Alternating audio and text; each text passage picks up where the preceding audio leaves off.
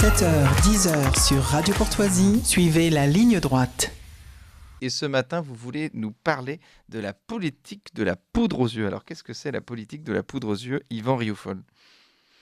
C'est-à-dire que oui, j'ai pris ce thème-là parce qu'il me semble résumer assez bien, dans le fond, l'effondrement du contenu du discours politique en France en particulier, mais peut-être même ailleurs en règle générale. C'est-à-dire que il me semble que ce n'est plus l'homme politique aujourd'hui qui fait l'histoire, très généralement, mais plutôt un ensemble de facteurs qui dépassent très largement, en tout cas, le discours politique français. Et j'en veux pour preuve et pour illustration, dans le fond, le discours de Vladimir Poutine, enfin l'entretien que Vladimir Poutine a accordé au journaliste américain Carlson, un très long entretien, dans lequel, malgré tout, ça se voit comme le nez au milieu de la figure, la différence de niveau entre le discours que tient Poutine, qui pendant très longtemps, pendant de longs moments, fait référence à l'histoire de la Russie, à l'âme de son peuple. Il emploie le mot âme, en parlant de son peuple au moins 3 ou 4 fois, je crois. Et l'on voit qu'il y a, alors en dehors de toute considération politique, mon propos n'est pas là, mais on voit qu'il y a chez cet homme politique une hauteur de vue qui n'est pas celle que l'on retrouve dans le discours politique français, et même dans les autres hommes politiques, puisque Poutine lui-même laisse comprendre qu'il ne respecte en fait qu'un seul homme au monde, et c'est l'initiateur Tusk, initiateur de Twitter. Là, son nom m'échappe à l'instant. Aidez-moi. Elon Musk, pardon. Oui, Elon Musk. Rien ne peut arrêter Elon Musk, dit-il. Et donc, cela met en perspective, dans le fond, l'effondrement de tout un monde politique occidental. Et d'ailleurs, quelques temps auparavant, avant que cette interview ait lieu, il y a eu une image furtive qui avait été prise du Premier ministre français, M. Attal, qui, lors de la motion de censure il y a une semaine, plutôt que d'écouter le député socialiste qui l'accablait, montrait à sa voisine, Rachida Dati, la photo de son chocho, c'est-à-dire de son petit chiot, qu'une de ses sœurs venait de lui transmettre sur son portable. Et donc, on voit là, tout de même, le grand vide. C'est pour ça que je parle de grand vide, en tout cas intellectuel, du discours politique. Et d'ailleurs, je ne suis pas le seul à le dire, parce que j'ai lu Édouard Philippe, l'ancien Premier ministre d'Emmanuel Macron, ce week-end dans la Tribune dimanche, dire que pour lui-même, en tout cas, l'homme idéal, le président idéal tel qu'il le verrait dans 3 ans, serait une figure qui, je le cite, serait enracinée, grave, qui parle peu, mais fait.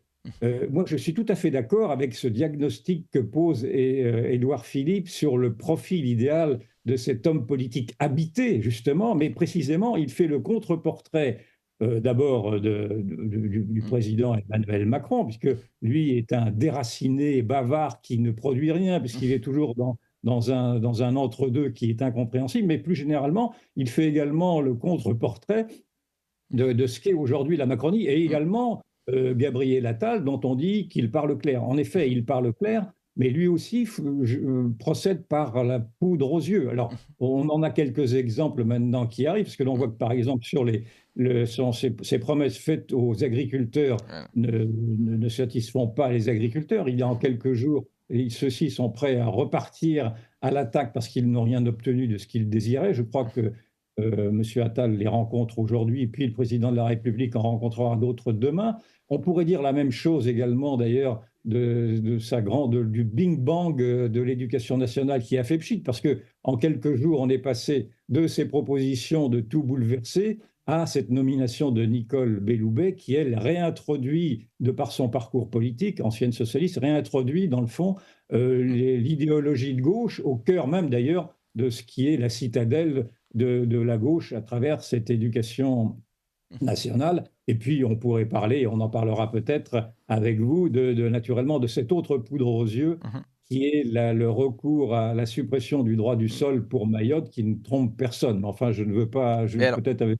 Mais alors justement, donc on en a parlé ce matin, notamment dans notre Libre Info. Donc Gérald Darmanin a promis l'arrêt du droit du sol à Mayotte. Pour vous, c'est une énième donc, poudre aux yeux. C'est-à-dire qu'en l'occurrence, oui, il y a poudre aux yeux, parce que d'abord, on voit bien que ce droit du sol a été avancé comme prétexte par Gérald Darmanin pour faire passer une autre mesure que personne n'a analysée, mais qui me paraît beaucoup plus grave, qui est celle de la suppression des visas territoriaux. C'est-à-dire qu'au prétexte de dire que le gouvernement supprimera le droit du sol à Mayotte, d'abord dans les mois et les années à venir, parce que rien n'est fait. Dès à présent, le gouvernement a pris la décision de supprimer ces visas territoriaux qui empêchaient celui qui avait un visa d'entrée en France d'aller au-delà du territoire de Mayotte afin de rejoindre la France. Et la démonstration a été faite de cette duperie que dès hier, dès avant-hier, 50 premiers Africains ayant bénéficié d'un titre de séjour ont été rapatriés en métropole afin d'être éparpillés, c'est le mot maintenant du gouvernement,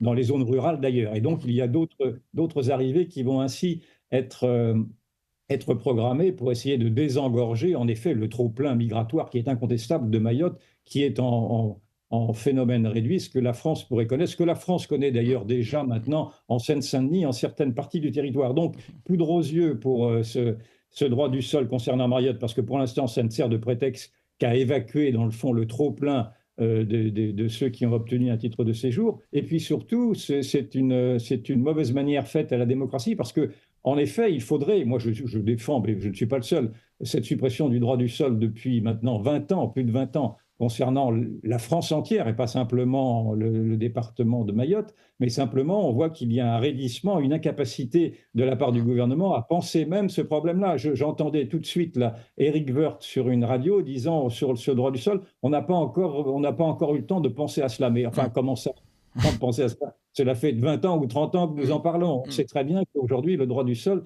est devenu obsolète. Alors peut-être pouvait-il être défendable qu'il y avait une nation homogène, je ne dis pas le contraire. Mais aujourd'hui, comme vous ne pouvez pas donner une nationalité automatique à des personnes nées en France, au prétexte qu'elles sont nées en France, alors qu'elles ne se reconnaissent pas françaises. Il n'y a pas besoin de faire la démonstration de constater que beaucoup de jeunes immigrés aujourd'hui se réclament d'abord de leur pays d'origine ou de leur pays d'origine de leur père ou de leurs grands-parents, marocains, tunisiens, algériens, plutôt que français. Ils nous désignent nous-mêmes comme étant des Français et eux comme des Algériens. Donc on voit bien qu'aujourd'hui, l'identité française implacable est vue comme une violence et qu'il faut naturellement supprimer ce droit du sol au profit du droit du sang, mais aussi au profit du droit de la volonté, c'est-à-dire faire une démarche volontaire, qui d'ailleurs c'était également celle de la Révolution française, dont tout le monde s'accorde à dire que la Révolution française doit être prise en exemple. Eh bien, prenons-la en exemple. Il y avait aussi une démarche volontaire, une démarche d'adhésion à ce que représente aujourd'hui la République, la démocratie, la laïcité. Et donc, c'est tout ça qu'il faut revoir. Mais pour ceci, il faudrait au moins penser l'avenir. Et donc, il faudrait au moins penser au-delà de l'immédiateté. Or, le monde politique, pour revenir à notre sujet initial, ne pense plus rien, ne produit plus rien, sinon des idées banales, des idées des autres, et produit des slogans. Et encore une fois, la différence, par exemple, avec Poutine est accablante pour nous-mêmes. Cela n'excuse rien de ce que peut faire Poutine, mais encore une fois, vous avez là un homme politique qui est habité par un destin et par le destin de son peuple, tandis que vous avez en France, hélas, à travers le président et son Premier ministre, des hommes qui sont désincarnés. Et en effet, je pense que l'histoire aujourd'hui ne s'écrit plus ou que par alors certains hommes politiques comme Poutine, mais avec les dérives autoritaires qu'on lui connaît, soit par de grands industriels comme Elon Musk, soit par le peuple lui-même. Et c'est peut-être que ce peuple lui-même, ça c'est mon idée pour l'instant que je veux développer, c'est que moi j'ai été très impressionné par la révolte des agriculteurs qui portent en eux-mêmes ce que n'arrive plus à porter le monde politique, c'est-à-dire ce ressourcement dans l'enracinement, dans la vie réelle, dans le bon sens, dans la souveraineté, dans les frontières, etc. Et ce sont eux qui écrivent l'histoire concernant la France plutôt que nos hommes politiques. Merci, bah écoutez, c'est une très belle conclusion. Merci Yvan Rioufol. On vous retrouve, je rappelle que vous êtes journaliste sur CNews, on vous retrouve la semaine prochaine pour une nouvelle chronique. Merci à vous.